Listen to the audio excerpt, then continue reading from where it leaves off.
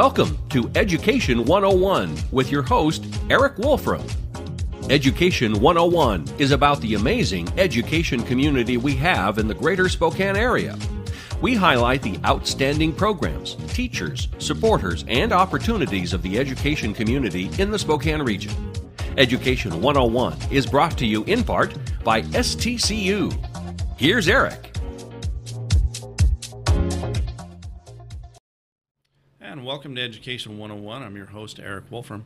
Today we're going to be talking about the trades and getting kids to go into the trades. And to chat with me today, we've got Megan Garrett, the owner-principal of Brand Venture Consulting. So welcome to the show, Megan. Thank you, Eric. Excellent, excellent. So you're in marketing.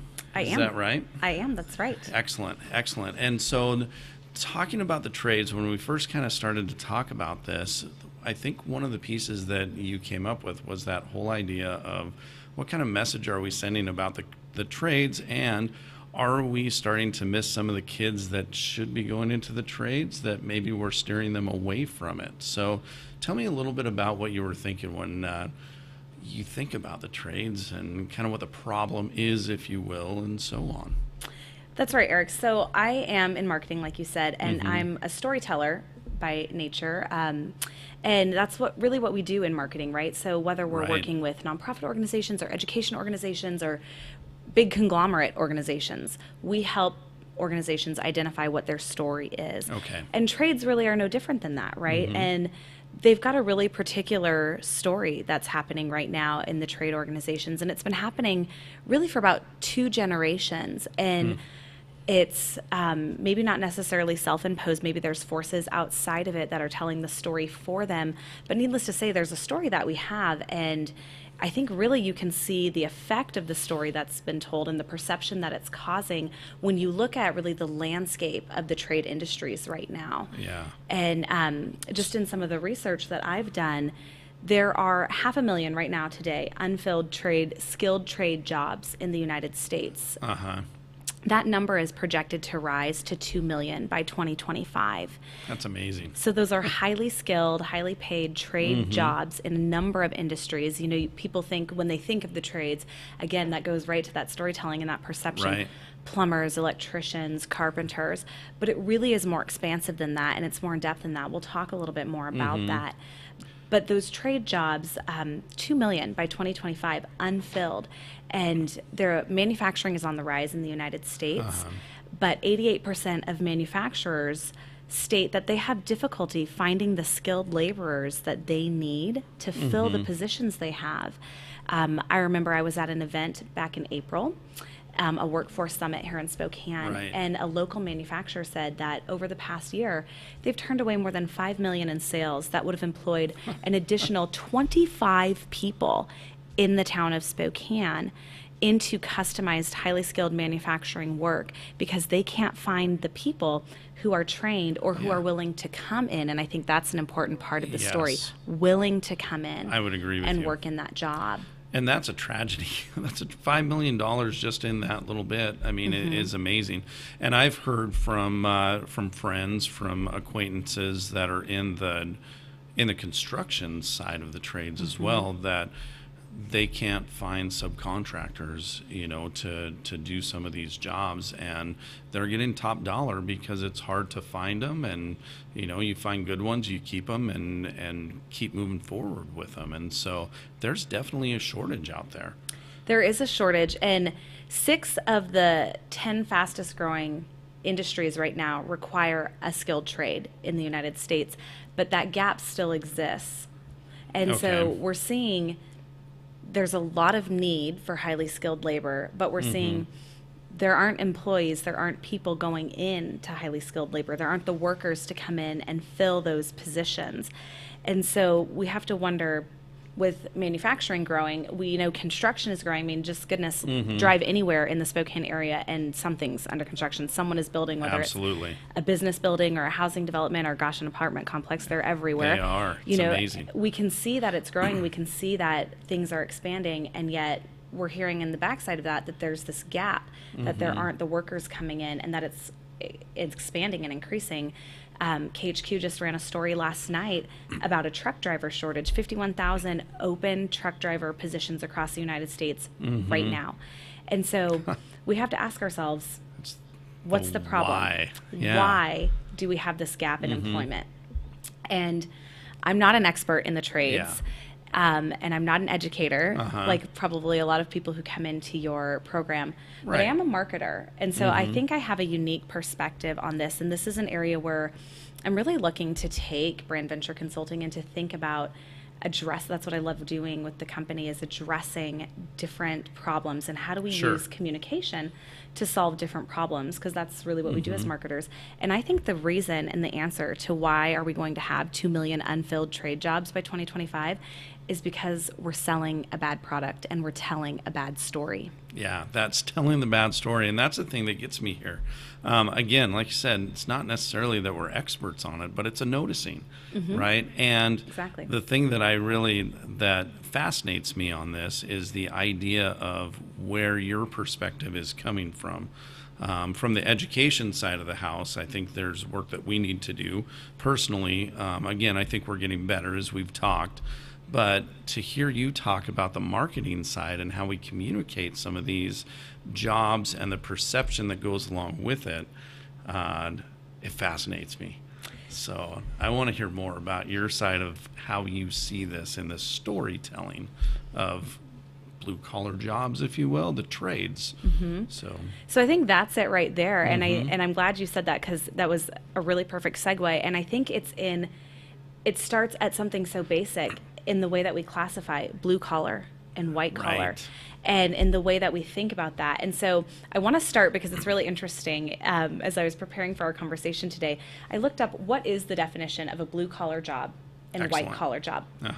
And so the definition of a blue collar job traditionally is a blue collar worker is someone who wears a uniform, and it was traditionally a blue uniform, most often blue overalls, and worked in a highly skilled trade. So these definitions are coming from around the 19th century. Sure. So a white-collar worker was designated as such because they were workers who worked in offices and traditionally wore pressed white-collared shirts. And it was most often men. So both of these classifications, when you look at the actual definition, are men who wear uniforms, men who wear white-collared shirts. So you can see just by the very nature of the definition, they're archaic to begin with. Oh, yeah. And so I think it starts just right there at the titling and the classification there. But if you look back for about the last 2 generations, we've really seen in the media, in education, in entertainment, in politics, this kind of storytelling. When we do that as marketers, when we do that as media people, when we do that as government entities, we start to lay a narrative, right? Because we want someone to believe something and to buy a product we're selling, or to buy a perception we're starting to give them. And we see the perception that's been laid about a blue-collar worker. If I were to ask you right now to just envision a plumber or envision an electrician who's coming to your home, I think what that conjures in everyone's mind, right? Maybe it's someone who's a little bit overweight. Maybe their jeans are slouched a little bit too low. Their shirt is stained and sweaty, right? We kind of get this dirty jobs envisionment in our head, right? And I think that's because we've seen the Home Improvements and the Roseannes and the Raising Hopes and the Breaking Bads and all of those shows that have really kind of laid a pretty negative narrative about the men and women who work in highly skilled trades, who work with their hands, who are employed in these types of fields, where maybe in the media and in entertainment, it's portrayed as people who maybe can't keep a job. Maybe they're poor. Maybe it's like, what happened in their life where they kind of took a wrong turn and they didn't have another choice, or they happened into this, versus something that they actively pursued. Also, we see a perception of laziness, slobbiness, incompetence. Maybe they're not as smart as the people around them who work a different type of job, a service job or a business job. So I think that's the story we're seeing and have seen for quite some time in the media and in entertainment. I think where else you're seeing that, this storytelling that we've talked about, we're seeing it a lot in education. and I know we've talked about this, so I'm a mom of a 5 and a 7-year-old, so I'm kind of just working my way into the education system, but I'm already seeing it there. I've got a little boy who will be in 2nd grade this year, so I'm 2 years into the education system, and I can already see a grooming, if you will, into a STEM type of career, into already hearing preparation for pursuing a 4-year degree. And there are children for whom that works incredibly well, and they have an exceptional career path and life path pursuing a 4-year college degree or beyond. But there's also children for whom that does not work. And the narrative there is for non-college bound or students who aren't on the university track. And when you put the negative or the pejorative in front of the phrasing in that way, it automatically makes it something negative versus saying trade school bound, where then it becomes an active and a positive pursuit, or someone who's directly headed to a career, where it makes it seem like it's something active I'm pursuing versus something maybe that I did wrong. I didn't get into a 4-year degree, or you know what I mean? Yeah, does that make sense? Absolutely. And I think that's the interesting thing for me in this. A couple things that you talked about there. You know, number one, the story that we've heard throughout our lives through the media, through entertainment. You know, you talk about the Roseannes, the Home Improvements. Those are shows that I watched growing up. But then even if you go back further, I know we talked about it, of what does that mean, you know, along the way, and how is it portrayed versus white collar, if you will, and in that archaic term. But the other piece that fascinates me too is just from a marketing point of view. I mean, you have the eye on that, and you have the eye on just the things like the vernacular. You know, what are the words that we're using? How does that negatively impact, whether we mean it or not? How does that negatively impact perception in an education world from our point of view? How does that negatively impact the perception of the students, young minds, on choosing a profession down the road, saying it's a noble profession, or no, it's not. Why would I go down there? Because I should be doing this over here. So what I think I want to do is why don't we take a quick break, and then why don't we come back and let's talk more about, I want to get into the education side of it too, and kind of think about, you know, what do we do? What have we done? What are we doing now? Because I do think we're doing some things better than what we have been doing, but then get into more about the trades and how we start to build some of those pathways down the road. So we'll be right back after this break on Education 101. They say it takes a community to raise a family. It also takes one to build a business. I came to Spokane 12 years ago as a Whitworth student, and I planned to leave after graduation. But the more I got to know this community, the more I wanted to become a part of it. My husband and I have built our business in Spokane, and now we're raising our family here too. We operate a consulting company that provides creative business development strategies. Our approach is holistic and dependent on intentional connections and relationships. And no one understands connections and relationships better than GSI. They direct momentum towards investments in our community, provide resources that help business leaders connect, and they're dedicated and passionate about making Spokane great. GSI gives me the confidence to build my business here because they believe every organization, even a small one like mine, adds big value to our community. With GSI's help, Spokane will be a place my son will want to build his career too. I'm Eva Marquette, owner of Freshview. We're creating something greater with Greater Spokane Incorporated. Hi, this is Kurt Stockwell with Well Dressed Walrus. We are a local website design and development company here in Spokane.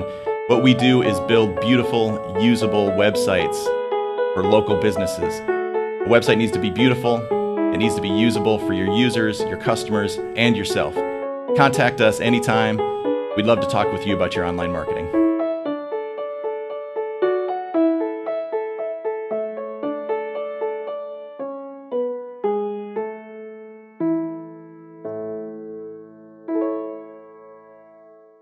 What? You haven't been to the library lately? Stop in today and see that the library is more than books. Spokane County Library District facilities feature on-site technology, including Wi-Fi, computers, and printers, as well as free use of meeting rooms. The Library District offers events and programs for all ages, from story times to career development and employer classes to Social Security workshops. Our staff is well trained and happy to help. Find out more about your library at scld.org.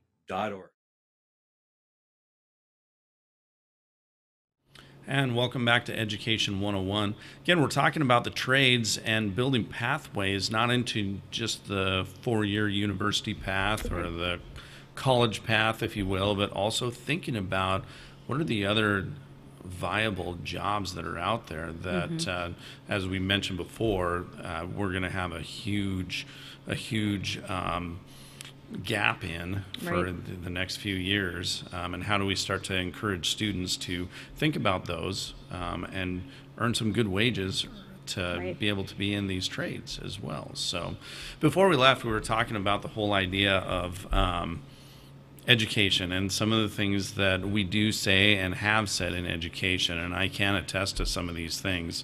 You know, you're talking about the whole idea of non-college pathway or the non-university path, you know, and I'll throw in there from my point of view, I think we've done, I think we've done, and I'm going to call it a disservice. People might not agree with me on that. For a long time, we talked about the emphasis was on college readiness. You know, how do we get kids ready for college?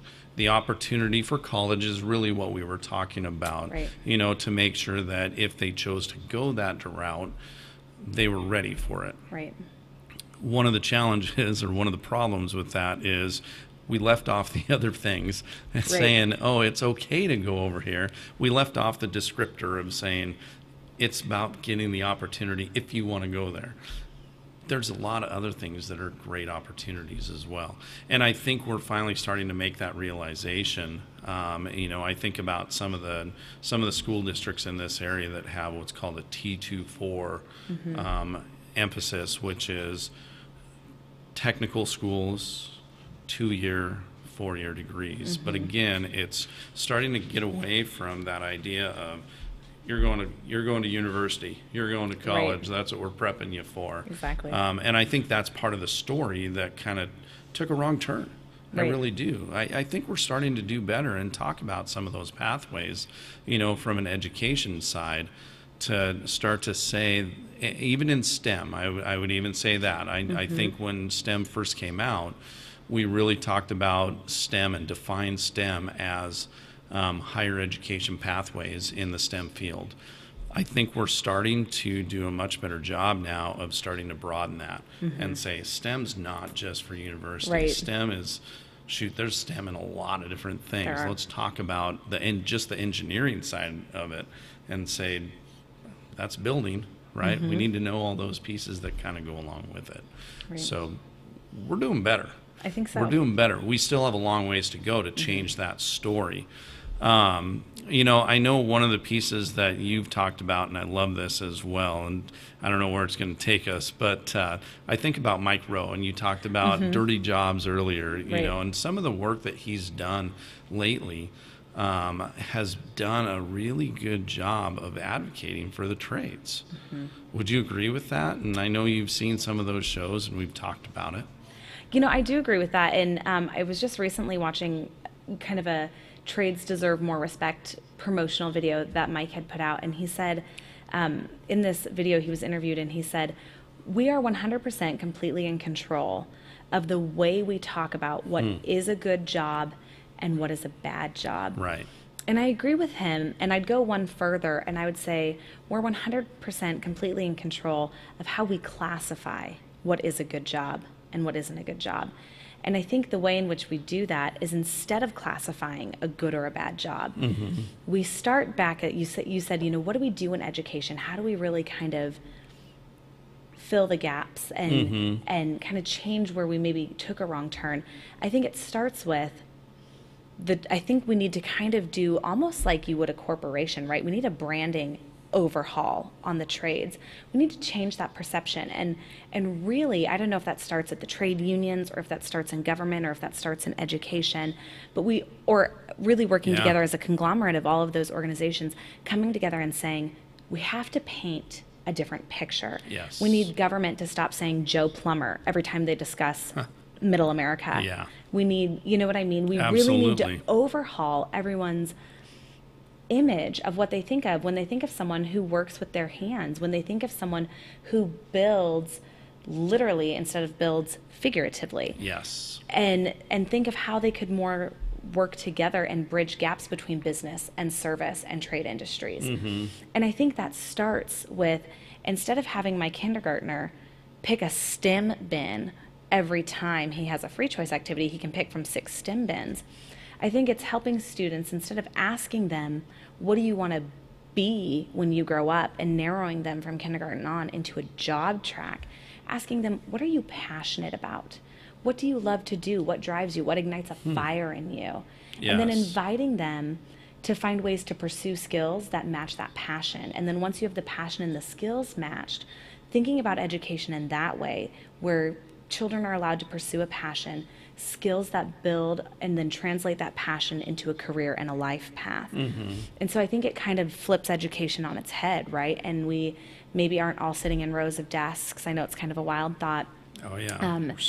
But We're maybe still working on that. I know, maybe we're not all sitting in rows of desks, but maybe some of us are in rows of desks because that really works for us, but some of us are standing, and some of us are building, and some of us are moving. And so I think that's it. I think another thing that really is important here, I've got a client, and I love this, how he always talks about with me. He says, there's multiple paths to victory.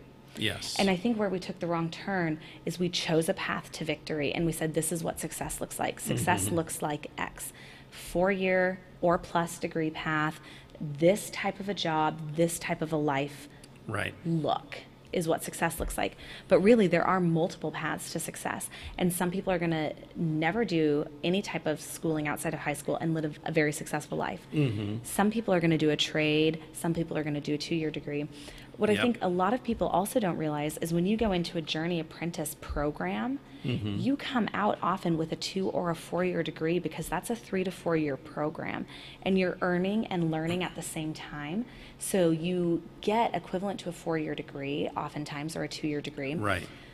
You don't have a mountain of student loan debt, and you come out making oftentimes $15,000 to $20,000 more than a 4-year degree student would at their first entry-level job. So there's a lot of different paths, and I think what it is helping, whether that's providing messaging or providing different talking points or different ways for guidance counselors at the high school level, and even starting that earlier at the middle school level, talking to people about, once we've rebranded so people are more open to the perception of the trades, but multiple pathways, and that it isn't something that you did wrong or something that you just, I guess you'll happen into or choose because 4-year didn't work out for you. But to say, if you're not a kid who really did well sitting at a desk for 12 years, don't do it for another 4. That's right. And I think it's okay to do that. Right. And I think that pathway piece is so important, to be able to talk through that and not necessarily say, here's your pathway, but here are the options that you have. And the one you choose is okay. It's okay to go down there, even though your friend over here is choosing this pathway. Your pathway is just fine. You're going to do really well. But I think it's those soft skills too that are a bigger piece. The grit, if you will, and the doing the stuff, getting it on time, and making sure that you're critically thinking through that. That's a big piece. I think it's also telling, if I may, I think it's also telling a more accurate story, painting a more accurate picture, helping students really understand there are job prospects, obviously, 2 million open career opportunities by 2025. Really being honest and open about, what does the pay prospect look like? When you think of a skilled trade, it's more than just, quote unquote, what we've been led to believe, right? What is it? It's healthcare. A lot of people would be surprised to know that teaching is technically considered a quote unquote blue collar job. Nursing is as well. So healthcare falls under that arena. So really being open and frank about what really fits inside of that. So I think that's an opportunity as well. I think also being open and frank about what it really looks like to pursue that. That there are associations that can help you. There are mentors in that apprenticeship program. So really just kind of telling that accurate picture and really helping people understand this is what it looks like to pursue that and how you move through that process. This is what other people have done. You know, when you bring in people for, successful talk day, right, at a school. Oh, yeah. We bring in the business people, we bring in the service people. Do we ever bring in a really successful construction foreman? Do we ever bring in a really successful I bet if you have XYZ, relationships with them, maybe, but not being intentional. And I think that's another piece that from the education side is we need to be intentional about some of those pieces. Show them examples of the success. Yeah, I think about trying to get some of those apprenticeships, internships, and so on that we have. You know, I think GSI is doing a really good job of trying to get some of those put together. You know, but being intentional about the different, I think, as you mentioned, categories of jobs and pathways, I think that's going to be an important piece as we kind of go through there. You know, and the other thing I think that's interesting, you talked about a STEM box for your kindergartner, you know, and going over to that. What if it was, you know, what if it had plumbing in there and it talked about even plumbing to be able to move water through there, or being able to do some electrical stuff with batteries and things like that, being able to see those. I think calling it a STEM box, but then also making sure that it's understood that these are the other things, plumber's box, electricians, I don't know, you know, but being able to change the story as we go through there, I think is going to be an important piece to go along with that. So, and I think it's also important for the people who are in the leadership of these organizations, whether, like we said, whether it's the governments, whether it's the trade unions, whether it's educational organizations, or like GSI, economic development agencies, like you mentioned, right, that come along and say, you're right, this perception doesn't really fit. It is archaic. It's certainly not helpful to the landscape. And to come alongside and say, let's work on that rebrand. Let's figure out, what does it really mean? How can we more positively define these things so that more students don't feel a stigma or a shame when they do truly want to pursue a path down this way, and they don't feel like it's something like where they have to say, well, you know, Mom and Dad, I don't really want to go to university. I'd like to. Don't be shameful right, of it. Exactly. Yeah, be okay with it. And I think that they can work together to really think, how could we pursue a more positive rebrand of it? How could we rethink the definition of that so more students are eager to pursue what they're really passionate about? Changing the story, rebranding the trades, and trying to get that positive spin on it. I think it's a great conversation that we need to continue to have. So, Megan, thank you so much for being on the show today. Brand Venture Consulting, right? Right. And Thanks so, for having me. You betcha. Thanks everybody for watching Education 101. We'll see you next time.